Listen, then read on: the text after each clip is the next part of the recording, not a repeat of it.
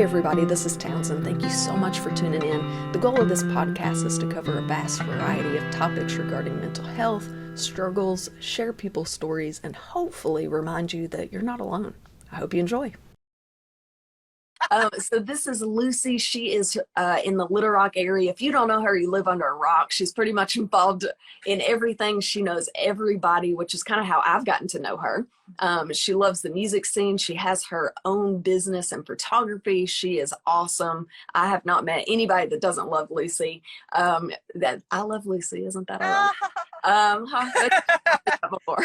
Yeah, so original. Yeah, right. What is an eating disorder? I started with this and I actually looked up the definition for people. So what is an eating disorder? Everybody has a different vision of that.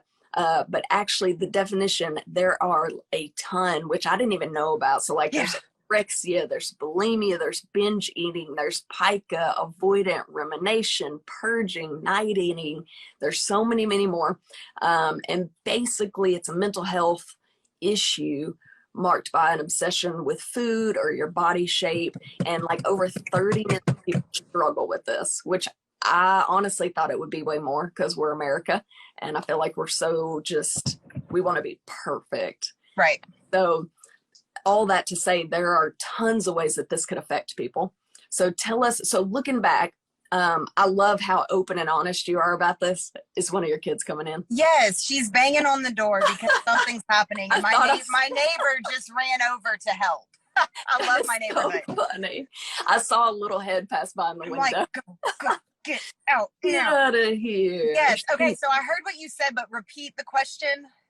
Oh, so I was going to say, I love how open and honest you've been really just recently about your journey with eating disorders and your recovery and just your steps through that. So looking back, at what age do you feel like you started to notice an unhealthy relationship with food? Did you know it from the very beginning, or did it kind of take a while for it to settle and be like, okay, this isn't normal? Yeah, well, so it's funny because I actually called my mom this morning, and because I was just looking over the questions, and the majority of them, I was like, yeah, I know how to talk about that. But that was the one question that I don't remember growing up, or, even right before the eating disorder kind of set in. I don't remember having issues with food. Yeah, I was, I was a very active kid, played a lot of sports, and my parents, my mom especially, did a great job. I don't remember knowing what good foods were and bad foods, and you can't have this, this is junk food. I don't remember any of that. And so, my parents were both very big on, we would have family dinners together.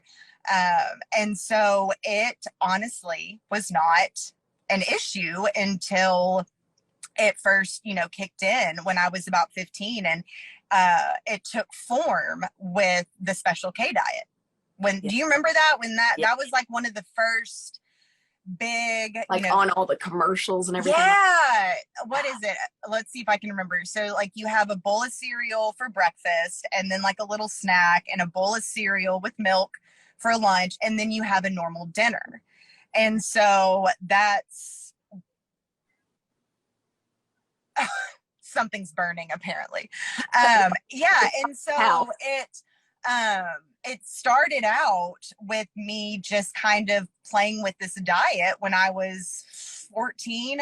And the whole reasoning behind it was I was a big tennis player. That's all I did growing up, travel on the weekends.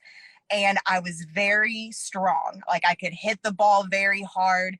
But in my own head, I thought that if I lost just a little bit of weight, I would be quicker on the tennis court. No coach said you're fat. No one, I was a kid, so sometimes I was a little bit bigger and then I would grow. And I mean, it was nothing unusual until I started, well, what if I cut out the milk from cereal? What if and then it just kind of spiraled to the point where the unhealthy relationship with food came in. But before that, growing up, don't remember anything. How crazy, man. Yeah. That blows my mind. So it's pretty much like advertising. I mean, Might have yeah, been. in a sense. Well, and also I should say that, so I'm adopted. Okay. And growing up, I did not know. I knew I was adopted. You know, it was never a question or anything, but I really struggled for an identity. You know, who did I look like, this and that. And so while I had this absolutely amazing childhood, great parents, amazing mom, there was always that kind of in the back of my head. And so when the eating disorder kind of started really taking form, a lot of these issues that I had with my adoption that I didn't even realize were issues started surfacing a lot. How Yeah. interesting. Yeah, Yeah. that's wild. You Mm-hmm. don't ever, you know, I know I have a ton of friends that were adopted, and you think if you have great family and a great upbringing, why would you need to dig further, you know? Exactly. Oh, and I have friends who are adopted too and say, you know, I have no desire to meet my birth mother. Well, I actually found mine in 2015. Oh, So wow. I got a lot of questions answered. But yeah, I always just was so curious where I came from, who I looked like, blah, blah, blah. So yeah. How old were you when you got adopted? I was 3 days old. Oh my gosh. Mm-hmm. Yeah, I was born in good old Pine Bluff, Arkansas. And my birth mother, supposedly, I think there's a lot of denial in it. She did not know she was pregnant. She was from Pine Bluff too, showed up at the hospital to deliver. I came out perfectly healthy. My adoptive parents, they were actually going through Holt International. They were trying to get a Guatemalan baby. And since my grandparents lived in Pine Bluff, and you know how it is, my grandmother, her best friend was the social worker up there. The social worker called her, said, we have a baby girl. They called my parents. My parents drove up there, and I came home 3 days later. Wow. Yeah. Okay. Yeah. That is wild. Mm-hmm. So I was thinking you might be a little bit older to have that curiosity, but it didn't matter. You were just No. Yeah. Okay. Yeah. They always, Round my parents were really great about, you know, making it seem like adoption was this special thing, that I was this major gift, and I was an only child, so you know I was like extra special. Spoiled rotten. Oh yeah, not really. My mom's on here, she's gonna be like, no, she's not. You're just loved, very loved. And so adoption was never a bad thing for me, but it did bring on so many questions. Yeah, sure. That's so interesting. I feel like everybody's kind of wired a little bit differently. And I mean, like I said, you're super involved and like sharing your story. I can totally see you being one of those people that's like, I need answers. Like, I'll grow and let me FBI this. And that's what I did. That's a whole nother live stream about how I ended up finding her, but I turned into an FBI agent. Yeah. That would actually be super interesting. That would be awesome. Okay, so you didn't really know when you're 14 or 15 that it was an issue. So kind of going back to that, when did it hit like, okay, this has become a problem, we need to address this? Yeah, so I first, my parents, you know, kind of started noticing, and people at school. So I was in 10th grade, I think, when it started kind of coming on. And, you know, I was never in a larger body, but I did, you know, that Special K diet. I dropped a few pounds. A couple boys noticed. And, you know, one of the things that I like to say when I'm talking about my eating disorder and my journey is I know that there's a lot of stuff out there that says, you know, kind of one or two things. Number one, eating disorders are only about attention. Like, they're not a mental illness. They're only about attention. And then there are people who say, absolutely not. It has nothing to do with attention. It is a mental illness. That's not how it started out for me. Mine very much started out where I was a normal kid. I made decent grades. I had a few friends, you know, just nothing that special in my head. And when I got sick and people started really paying attention to me, I kind of took that worry as love. Even though I was incredibly loved by my parents, it brought on this whole nother, you know, sensation for me. And so for a while, you know, I ate it up, so to speak. You know, I mean, people would say, wow, you've lost some weight, you look great. And I was like, was I not great before?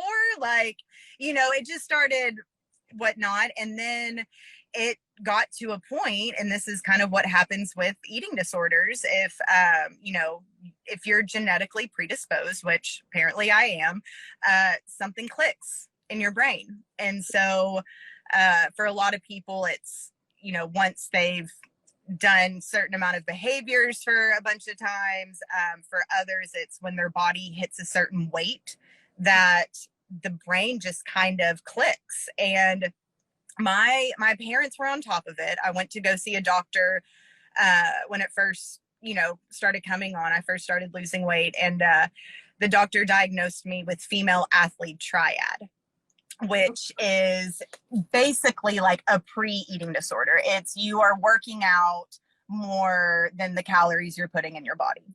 Sure. And so it just kind of started out like that. And Dr. Portilla told my parents, pay attention to, you know, if she starts kind of developing some strange habits or starts, you know, becoming different around food.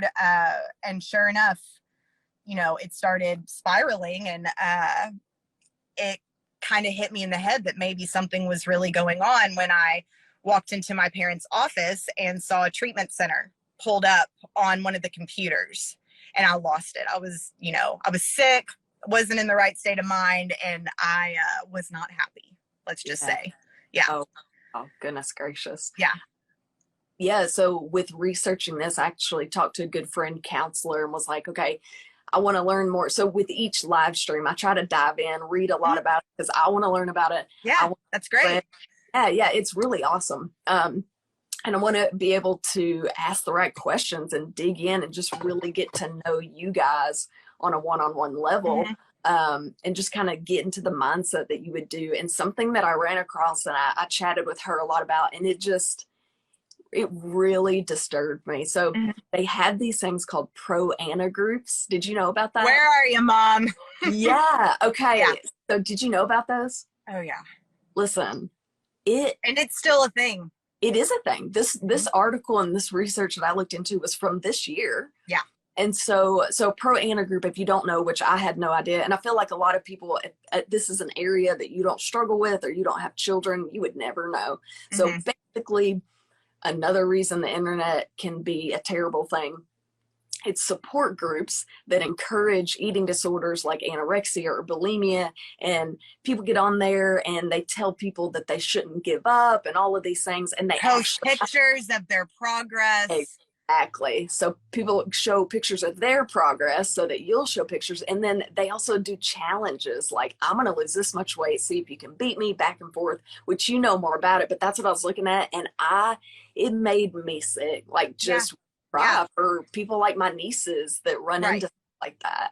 Well, and that's the thing about eating disorders, that, you know, it is the number one killer of all mental illnesses. Okay. An eating disorder will kill you quicker, whether it's medical issues, whether it is suicide. And the other thing to note is that it does not matter, you know, what size you are. There's so much that, you know, if you have an eating disorder, that means that you are anorexic. And if you are not skin and bones, oh, you don't have an eating disorder. What are you talking about? And I know, you know, I've been in treatment. I was in treatment with a couple girls who, you know, were at their normal body range, and something happened. They started acting, you know, in behaviors again, and their body, their heart stopped. Some stuff happened with their stomach. I mean, it does not discriminate at all. Yeah. I know from personal experience, because it affects women way more than men. However, the statistics for men were way higher than I thought they would be. And yes, I was actually in treatment with the last time I went to treatment, I was there with a couple men, and they were younger, but it was very interesting to hear the male perspective of it. Yeah. And it's just like the females. Yeah. Yeah, I get it. You want to be fit. And especially, again, I feel like 2021, we're all about self-image and being the best, fittest, and showing our best life on Instagram or Facebook. I feel like this is something that people need to be very aware of, especially as parents. And we'll get to that as far as you being a parent. But something also that I saw that just blew my mind was, so people with eating disorders are 56% more likely or 56 times more likely to commit suicide than someone else. And then, like I said, it's the #1 killer of mental illness, which, I mean, that blows my mind. Yeah. Well, and if you think about it, you know, you don't see support groups that I know of for alcoholics, as far as, you know, okay, here's a challenge. We are going to drink 10 beers and we're going to see. Yeah. I mean, the eating disorder is the most competitive deal ever. I mean, when it gets you, you become a completely different person, and you compare to other people with eating disorders. That's why I think some of the bigger cities are a little bit better with support groups, but I have people reach out to me, you know, saying they're struggling and they were wondering if there were any support groups, you know, here in Little Rock. And therapists have a very, very hard time keeping them going because they can become very sick. It can become, you walk in there and you start comparing yourself to the other women or men in there and judge them. You know, they're judging you. And so, you know, unless you have a bunch of people that are either, you know, well, not either, but very in recovery or recovery focused, it will turn into a S show. It's crazy. Yeah. Think about it. And another thing that was super interesting. So the suicide statistic, I said they're 56 times more likely to commit suicide. The research behind that was talking about how, one, all that judgment and shame and what's wrong, and you're comparing just so much building on you. But not only that, you don't have enough nutrients and the hydration, everything to keep your mind and your body activated usual. So typically it slips into like a depression because you don't have nutrients going. And like you said, when you fell apart with your parents, you're not in the right headspace. Oh yeah, no. So I can't imagine. And also to go off personal experience in college, man, I had a handful of friends that I knew had eating disorders at the time. And only one of them was like, you could tell, like scrawny. The other ones were thicker, actually, honestly, bigger than they were in high school. You would never know. Yeah. That kind of blew my mind too. And it'll slow down your metabolism. So then it's just like a catch-22. You try to lose weight, and then when you try to get better, your metabolism's slower. So you try to, it just. Well, and I mean, and that is a lot of time how, you know, eating disorders can develop on later in life because, you know, dieting, you cannot diet for, you know, you try to lose 20 pounds. Well, at some point, you're probably going to gain it back. And that's, you know, that's the problem. And that's just what blows my mind with, you know, just all of the diet companies, Noom, just all of that stuff. It's a whole another level. It is not just about looking pretty, getting the boy, being small. It has so many layers. Yeah. I love your post about all the super popular diets, and then you kind of come and say why they're wrong and the things that aren't correct about them. I love that because like, just like you said, 15-year-olds are looking at these things like, okay, if I eat a bar of celery for lunch and breakfast, I'll be thinner and more ready for volleyball. Well, and not just that, but I mean, there are 10-year-olds out there. I mean, my daughter is 8 years old, and luckily I am on TikTok a lot. I love TikTok, but apparently there's this whole side of TikTok that I haven't come across where it is kind of the pro-Anna.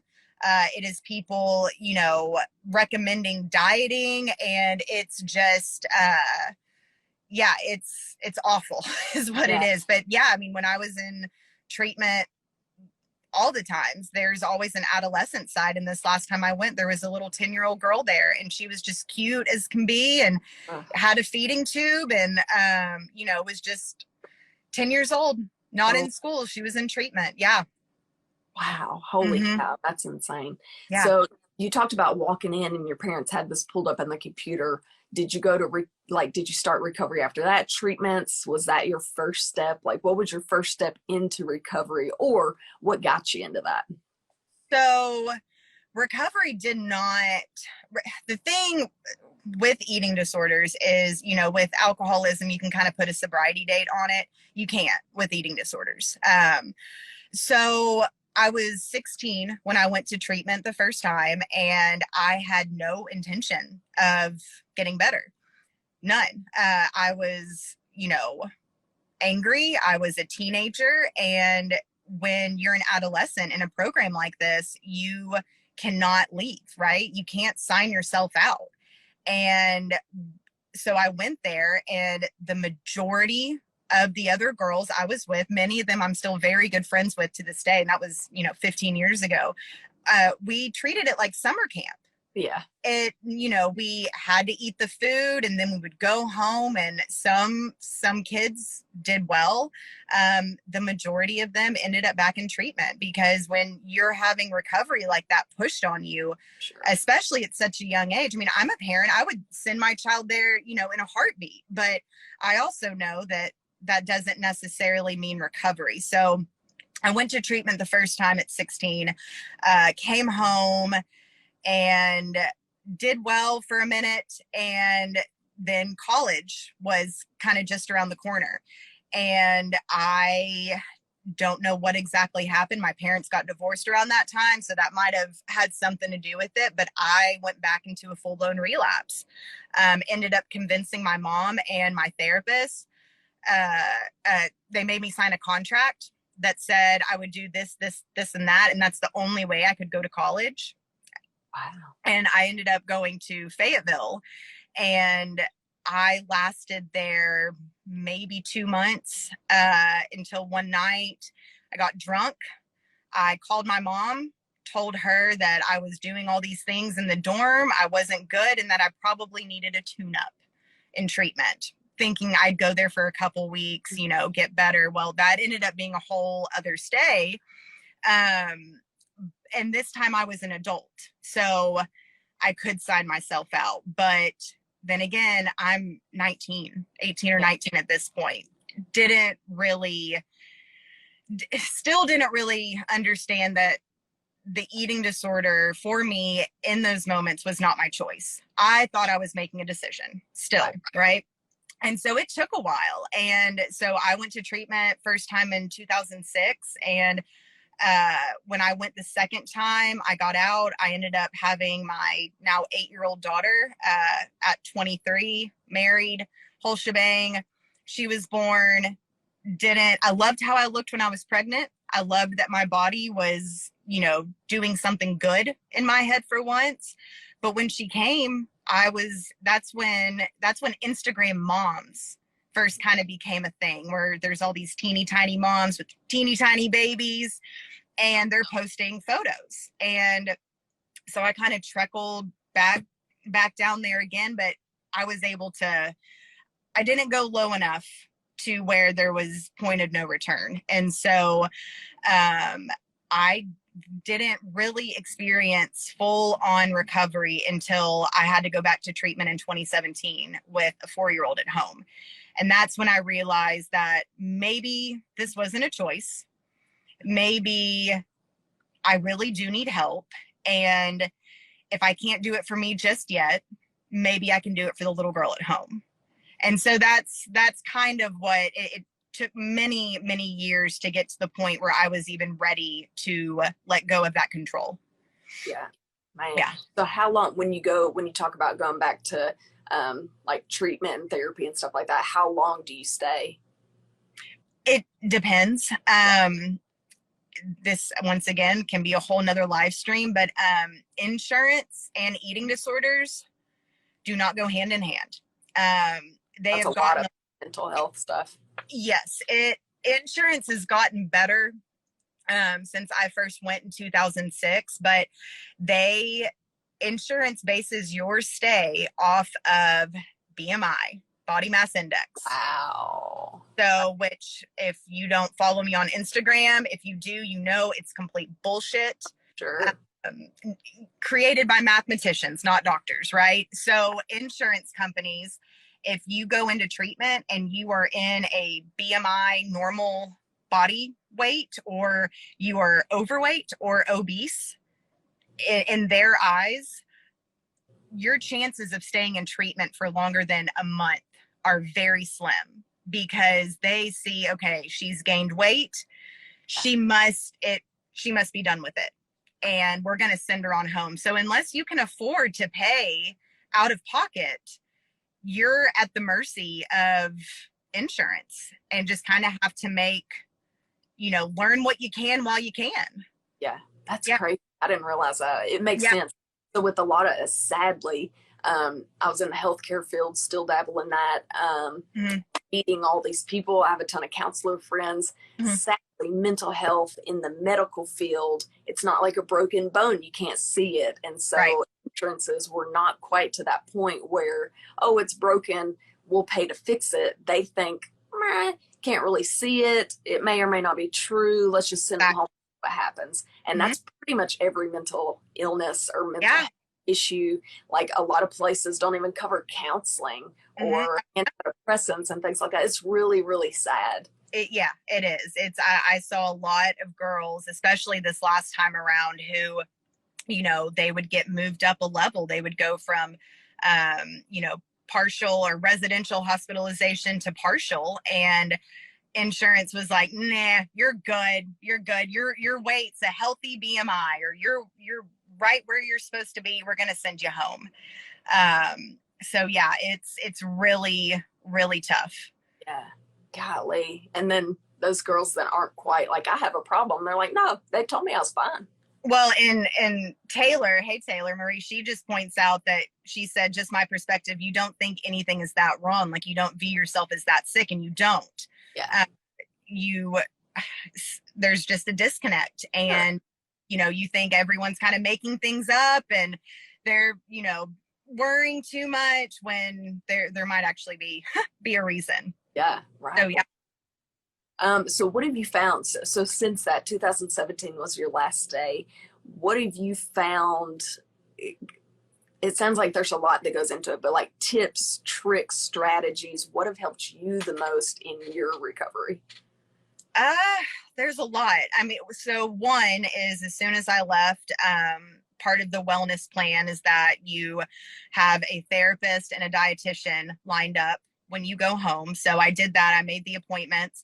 I actually got back with the therapist that I'd started seeing right before. She was the one that was like, I can't work with you until you go get help. Yeah. And basically fired me. I want to go back to that when you answer this question. Remind me that I want to ask you a question about that, but go ahead. So tips and strategies, like what? Yeah. So number one, keeping up with those appointments, actually going every single week or however often. Two, for me, was talking about it, was, not even so much posting about it on social media, but staying in touch with the girls I was in treatment with, kind of having, when I came back in 2017, it was a year later that I walked into Nexus for the first time.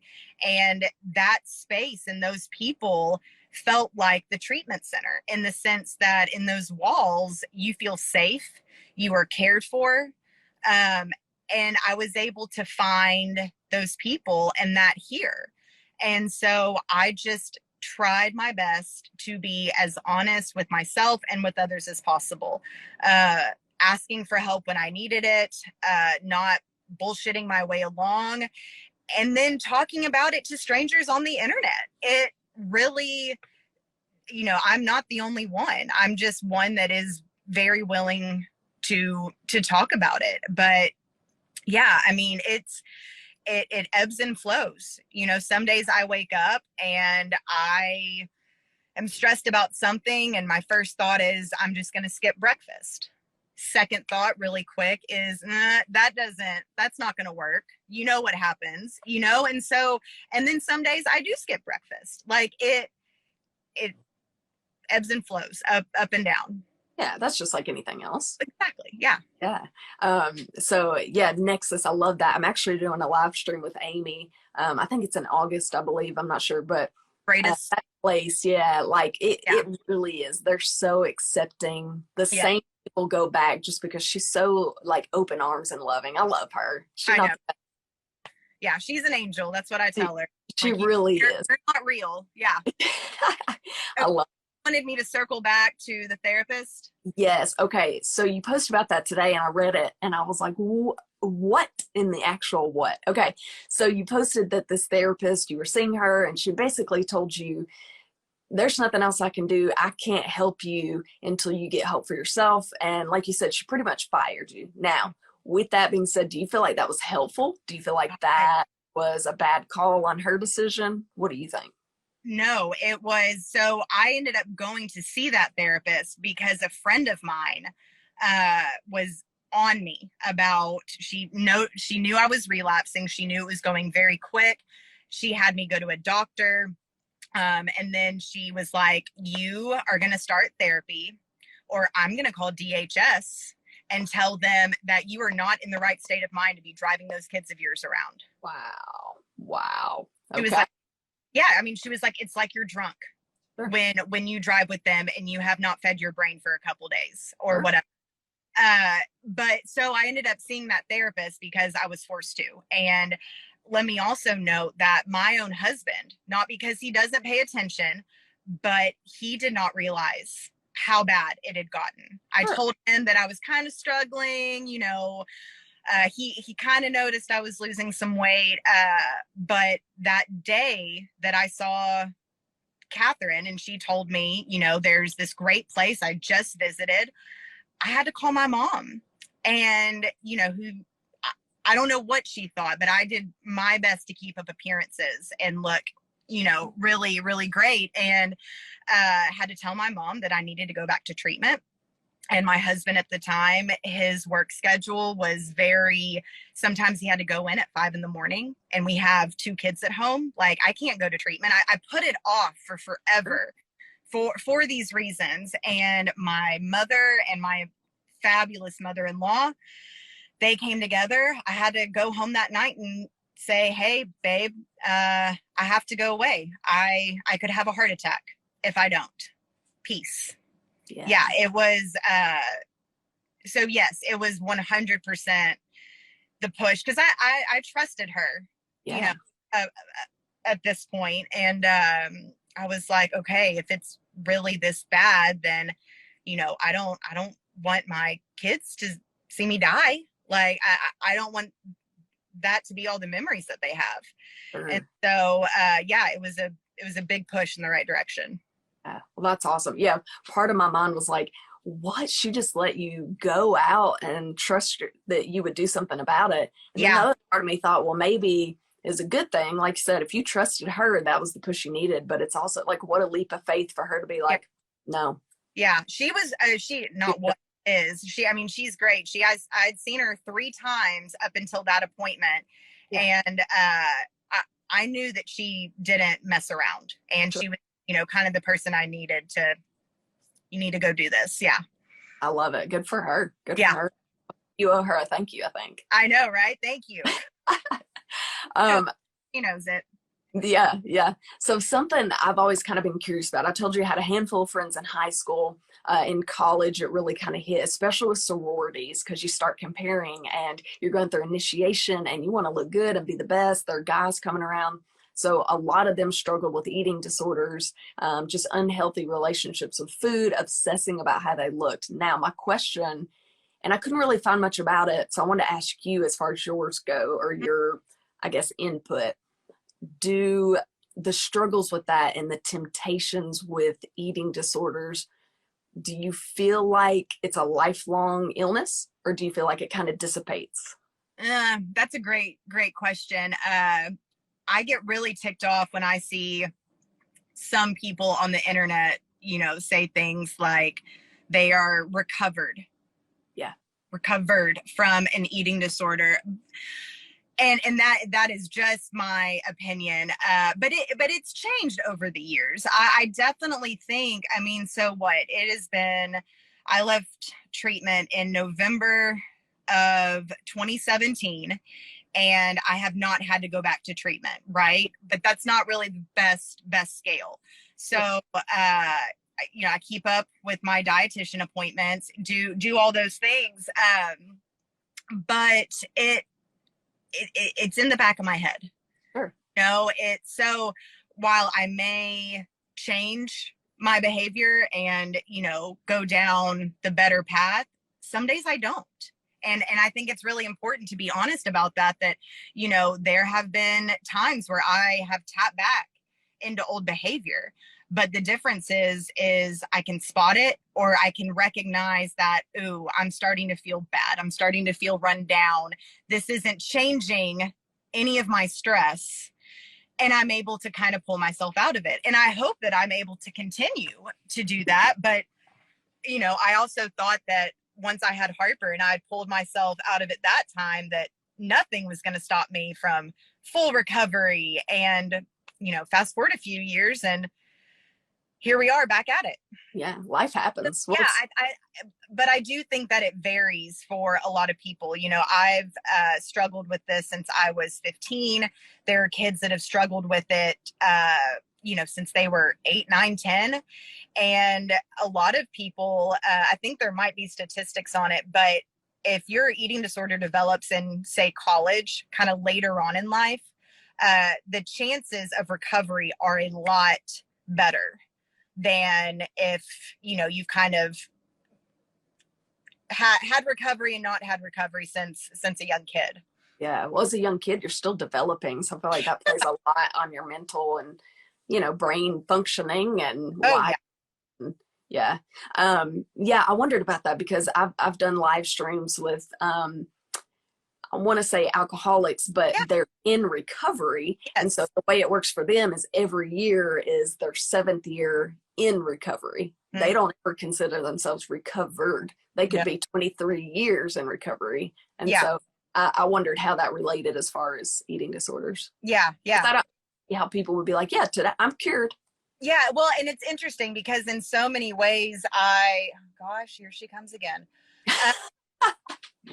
In so many ways, alcoholism and eating disorders are very similar. And a lot of times if you have an eating disorder, I think the chances of you also having, a pill problem, alcohol issue is like 50 times higher. But so there are a lot of ways to compare eating disorders and alcoholism, but there are also so many ways that they are completely different. It's interesting to me. Yeah. Yeah. It really is. It's so bizarre. Okay. So through your journey, I can only imagine, but especially having kids, but through this journey, how do you feel like it's changed your outlook on things? So like, for example, my friend, Casey Joe, she had her run with cancer and she had little kids at home. And so for her outlook changed completely to this brand new life. She opened her eyes, she got a second chance. Yeah. So for you, do you kind of feel like that way? Like what has been an outlook for you that's changed? Well, I mean, it really is my 8-year-old. So, and I think it's hilarious that me of all people have 2 girls. Like, not that boys don't get them, but still it's, so Harper, my 8-year-old, she is already getting signals from society that doesn't look like it should. Or, she'll say things to me like, I feel like Mom, do I eat too many snacks? Just all these things. And I'm like, you are a growing child, baby. Like your body is going to change over and over and over again. She's asked me before if she's fat. And I'm like, what's wrong with the word fat? And she's like, are you saying I'm fat? I'm saying, no, I'm saying, what's wrong with fat? Why is that a bad thing? And she can't give me an answer. Oh.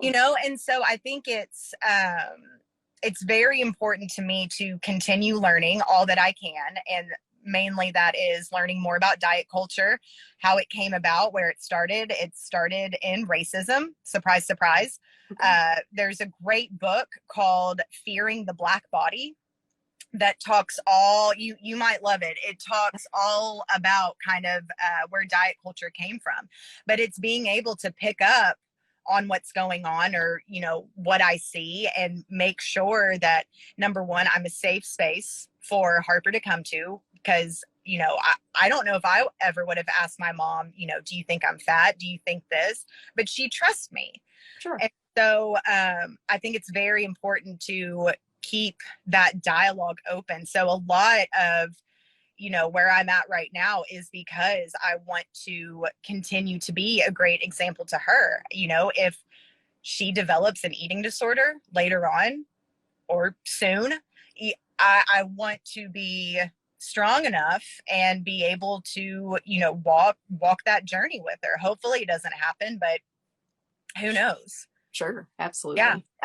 Some people were commenting, said, great book. I'm going to message you about that because I was super interested in reading that. That's bizarre. I had no idea. Yeah. It's awful. Yeah. That's insane. Yeah. And what's crazy is 2020, even, so I'm 32 and through hey girl, hey. We age like fine wine, let me say. Yes, we do. But like the accepted, I guess, body shapes have changed so many times, right? Because I remember when we were younger, I wanted so bad to have the cheerleader body. I hated that I was shaped like a pin, like just, and I hated it. And I just thought, well, whatever. So I would try to eat more and work out. Well, I was in sports, so we did 3 days anyway. But I was like, why don't I have a butt and hips and like curves? And then we got to college, and all my friends wanted to be my size. They wanted to be sticks. No, there were no boobs and no butt was the style. You want to be. And now we're back to huge boobs and huge butt, and like, so it's never. I hate that kids get stuck on that because it's going to. Anyway. Yeah, I mean, always it's going to change. And I think one of my favorite quotes, and I follow my entire Instagram feed, is basically a lot of therapists, dietitians, or just, people like me kind of speaking their story. And one of them posted a quote. I think I shared it on my story the other day, that your body is meant to be lived in, not to be looked at. Love it. And I was like, what? Because, so I just had a baby.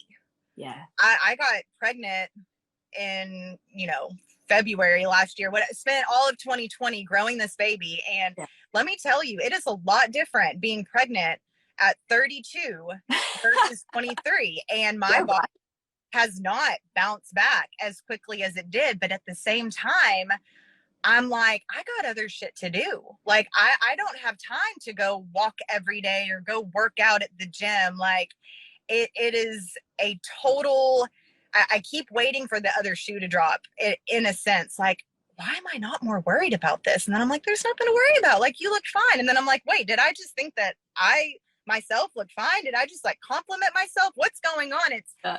It's wild.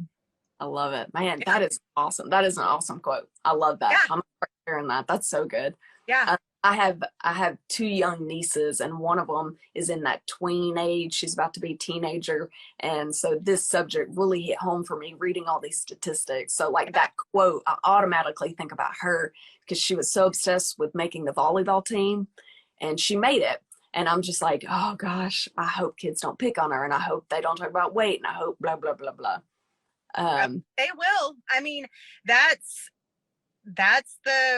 my 8-year-old has more drama within her friend group than I had when I was in middle school. Like, they are maturing and being exposed to things a lot quicker. And let me just also say, because I'll forget to say it, is, with kids, the other part that we have to be concerned about is, Harper may not develop an eating disorder, but that doesn't mean that she's not going to have disordered eating, right?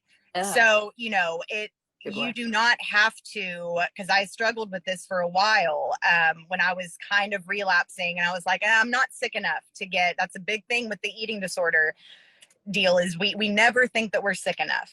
And I struggled with that big time. And, but it doesn't have to get to the point where you need to be hospitalized to ask for help. It doesn't have to be to the point where you're ready to, leave this world before you get help. And I feel like there's a lot of messages out there that you either have to be really, really sick or you're totally, totally fine. And there's no room for gray area. Yeah, absolutely. Yeah. Absolutely. So through your journey, like you're talking about, the therapist was the big push for you. Is there anything else someone could have said or you wish they would have done at a different time? Or do you feel like that was it? And being in treatment and being surrounded with girls that, you know, they can pinpoint their eating disorder. They were raped. They were abused by their parents. They had an awful boyfriend. I didn't have any of that, you know, and I remember being in therapy and being in these group sessions and being like, did I have trauma that I'm not, like, I mean, besides the adoption, you know, I kept needing to figure out, like I do, why this was happening and why I was in this spot. And it drove me bonkers, you know? So nobody just sat down and told you that it doesn't have to stem from trauma. Yeah, it doesn't. And I think, you know, I just kind of needed to, I don't know. I don't know if I needed to hear it more or what, but I just, I wanted to be loved and I wanted to be special. And for some reason, the love that I was getting, which was a lot, it wasn't what I thought I needed. Yeah. And, you know, looking back, I can say that's absolutely not true, but it is what it is. Yeah. Man, that's wild. Yeah. So what would be your advice for somebody? Two different ways we'll word this. What would be your advice for somebody who's watching this that's like, okay, maybe this eating thing that I have going on is a little bit more serious than I thought. And then I want to touch on somebody that's watching and they're a parent and they want to address this with their kids. So let's start with, what would your advice be for somebody that this might have triggered, like, okay, maybe I do have a problem?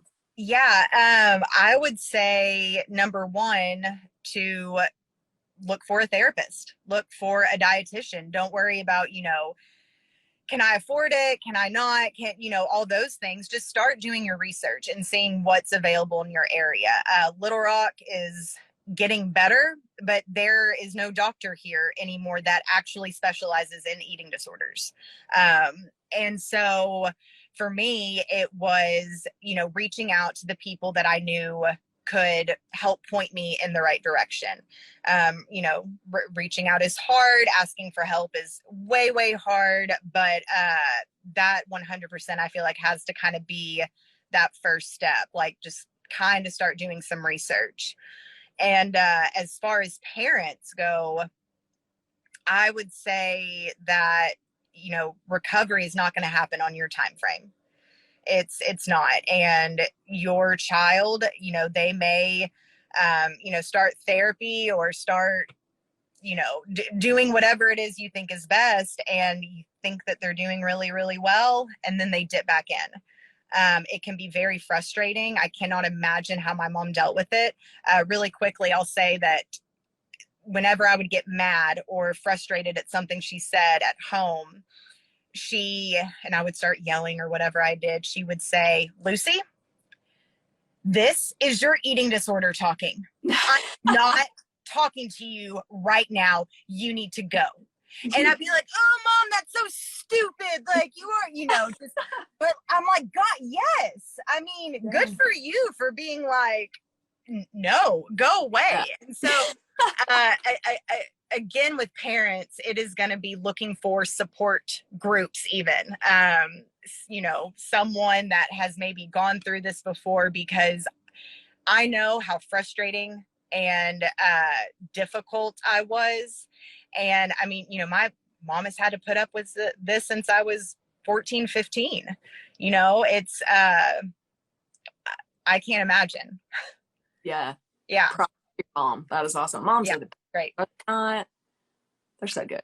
Mm-hmm. Okay. So I love the fact that you pointed out, which is something I never would have thought about, because even my friends, one of them was super bad, lost a ton of weight, and I was like, get her help. Like, parents, hello, wake up. And hearing you say that, I'm like, yeah, like, recovery is not going to happen on your time. They have to be ready. Otherwise, it's a complete waste of time and money. Yeah. So I like that. There's always incentives. Like, I really wanted to go on my senior class trip to Italy. Yeah. And, you know, so my mom was like, you get better. I don't know where I was, but then, yeah, you can go. Well, I wasn't able to go. But, you know, having my daughters now, it is a very, very good push. But I also know that they are not the ones, just like with sobriety, you know, they're not going to keep me sober at the end of the day, but they can be a really great, you know, do it for them if you can't in this moment. We'll wrap it up. As a survivor, as someone that's in recovery, somebody that's like trying to do the best and make the best, you have 2 daughters in a generation that is completely self-centered and enamored by like looks and their own self-image. Yes. Is this going to be something you sit down and already talk to Harper and your other kids about, or are you going to wait for it to kind of come up in her conversation? Like, how's that are you going to sit her down and be like, this is what happened with me? Yeah. Blah, blah, blah. Well, I mean, we've already had to have some talks just about she does not know that, you know, I had an eating disorder. I have an eating disorder. In fact, she still remembers me going to Texas, and she remembers me telling her that I went there to train for work. And while I was there, she was 4, and I would FaceTime her. She'd be like, Mom, let me see your office. Mom, is that someone you work with? And I would be like, come on, come over. And they'd be like, hi, Harper. Yeah. You know, but yeah. And so I don't know if I'll ever, you know, until she's much older, come out and say, this is what I struggled with. But being able to relate to her and say, you know, Harper, yesterday, I wondered if I ate too many snacks, but then I just moved on. Being able to relate on that level, then she's like, oh, okay, well, if Mom does it, then I'm good. I'm fine. So yeah, I think those conversations are going to come about kind of as they need to, but I don't plan on sitting her down and, you know, saying you are genetically predisposed, you know, I can't even say it. I can't say it. Thank you. Yes. You know, because I'm afraid that she's just going to go look at all the diets just to spite me. Yeah. That's her personality. That sounds about right. She's a feisty little thing. She's the best kid in the entire world, but man, she's come out here about 5 times while her dad's inside, and I'm just of course. I love you post videos of her and she cracks me up. She's got a strong personality. She's going to make a great woman. That's what I was gonna say. Very strong female, but I just gotta get through these next few years. Yeah. You are the woman of the house for now. She needs to pipe it down until she's able. Yes. Yeah, that for sure. Okay. I want to go back over, say what you said, because I want to remember it as well, about your body. Your body's meant to be lived in. Yeah. So your body is meant to be lived in, not to be looked at. I freaking love that. That is fantastic. So, yeah. So a ton of people logged in. A bunch of people are propping your mom. That's for sure. Props to your mom for recognizing that. Somebody talked about, we praise weight loss so much, and like bodies, the children's brain takes that on differently, which is absolutely right. Willa, if you know her, she said, so much more to life than trying to take up less space with our bodies. Love that. Absolutely. Yeah. Recovery is ongoing. The urges can be there, but it's up to the person to engage or not. Yep. So I totally all day long. Yeah. Lucy, it has been an honor. Man, I feel like I could talk to you for like 5 hours. I know. You're so easy to talk to. Bed, but let's get coffee now that let's do it. No kidding. Up. I'm here. I'm ready. Let's do it. I have not been down to Nexus since before COVID. Like, I don't live that's about an hour away from me. So I have not been down, but things in the shop now. I need to go down there because I love, like you said, you walk in and it's almost like therapy. It is. Everybody, there's just the sweet. I just want to hug everybody. Oh, I do hug everybody. I saw you yesterday. Come here. Yeah. It's such a great environment. I love it. Thank you so much. It has been a. Yes. It's so nice to see you and talk to you, and I could talk about this stuff all day long. So God, I'm gonna have to have you on again because you're amazing to talk. It does not feel like that was an hour. I know it went like by. I talk a lot and I talk fast, so I love that. I love what you're doing. This is so great. Much. Yeah. The point of it, for everybody that doesn't know, I like to do these live streams just to touch on every topic and get to know people, and not only educate myself, but everybody else. And my goal is to let people feel a little bit less alone. Yeah. Right. Because like you said, you're not the only one that had it. You may feel like it in the moment, but you're not. There are millions of people. So just, I like trying to, do my part to kind of take the shame out of it. And Yeah. Oh, A yeah. little bit more open. Yeah. The stigma related to anything, because like I said, it's not a broken leg. People Yeah, can't no. be asked, and Yeah. I hate it so much. So yeah, I want to use my music platforms to help share that, help break that stigma, because that's ridiculous. You're killing it. Oh, girl, you are. You are. Listen, I need some new headshots. Okay, come on down. We'll go to Nexus there. That's right. All right. Have a good night. Thank you for joining me. Okay, thank you. Bye, See ya. girl. If you enjoyed this conversation and are interested in becoming a sponsor, feel free to shoot me an email at townsendtmusic@hotmail.com or shoot me a message on any social media platform at Townsendtmusic for more information. I would love for you to become a member to help spread awareness that you're not alone. If you're looking to buy or sell, I have the perfect realty company for you. Clark & Co. Realty is located in the Benton, Bryant, Arkansas area. And they understand that buying or selling a home is more than just a transaction. It's a life-changing experience. That's why their team of highly seasoned real estate professionals is dedicated to providing exceptional, personalized services for all their clients. They truly take great pride in the relationships they build, and they always work relentlessly on the client's behalf to help them achieve their perfect real estate goals. They always have the client in mind, and I can speak firsthand when I say how reliable, trustworthy, and quick they were. When I was looking to buy my first home, they were there with me every step of the way, answering every question I could think of. They showed me a great amount of knowledge and patience through the process. It's no wonder they've won so many awards for their outstanding services and their excellent relationships with clients. So if you're looking to buy or sell, there is no better option than Clark & Co. Realty.